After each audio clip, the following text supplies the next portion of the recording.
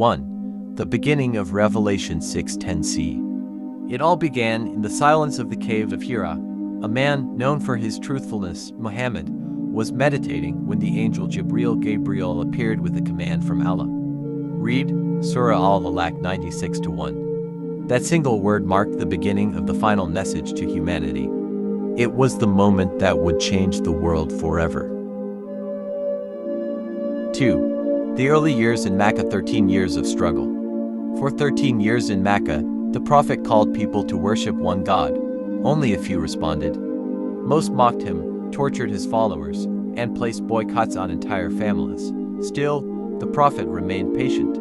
He never stopped calling to the truth, even when he lost his beloved wife Khadijah and his protector uncle Abu Talib in the same year, the year of sorrow. 3. The migration to Madinah, Hijrah -620 CE. When the oppression reached its peak, Allah allowed the believers to migrate to Yathrib, later called Madinah. This migration, or Hijrah, was not just a move, it was the foundation of the first Islamic state. From here, Islam would no longer be suppressed, it would rise. 4. The Battle of Badr 6-4 CE. Outnumbered 3-1, 313 Muslims stood against 1,000 Quraysh warriors at Badr. They were weak in weapons, but strong in faith, and Allah gave them victory. And indeed, Allah gave you victory at Badr when you were weak. Surah Al-Imran 3-123. This was the first military victory of Islam, and it showed the world that truth does not need numbers to win. 5. The Battle of Uhud 625 CE-3 The next year, Muslims faced a trial at Uhud. Victory turned into temporary defeat due to disobedience. The Prophet's beloved uncle, Hamza was martyred brutally. It was a painful loss, but also a lesson. Victory comes only with obedience to Allah. 6. The Treaty of Hudaybiyah 628 CE-6 When Muslims went for Umrah, the Quraysh blocked their path. A peace treaty was signed, though it seemed unfair. But this moment led to more people embracing Islam than ever before. It taught that sometimes patience achieves more than war.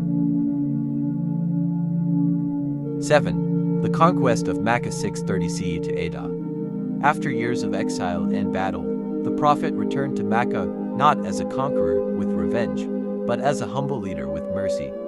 He stood in front of those who once tortured him and said, "There is no blame upon you today. You are all free." A powerful moment of forgiveness that still echoes through time. 8.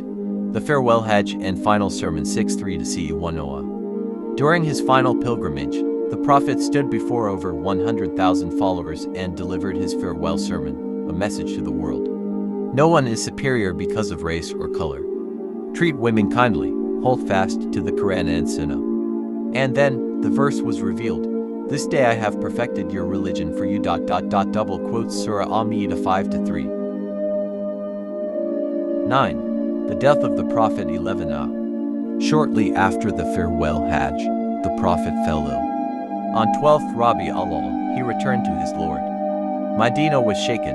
Many couldn't believe it. But Abu Bakr stood strong and said, "Whoever worshipped Muhammad, know that Muhammad is dead. But whoever worships Allah, he is ever living." 10. The rightly guided Caliph's Khulafa al-Rashidin. The leadership passed to Abu Bakr, followed by Umar, Uthman, and Ali. This period saw the expansion of Islam across the Roman and Persian empires. It was the golden age of justice, simplicity, and wisdom. Islam did not rise with swords. It rose with patience, truth, sacrifice, and love. From a cave in Makkah to the palaces of empires, the message of La ilaha illallah spread across the world. And that message still lives in our hearts today.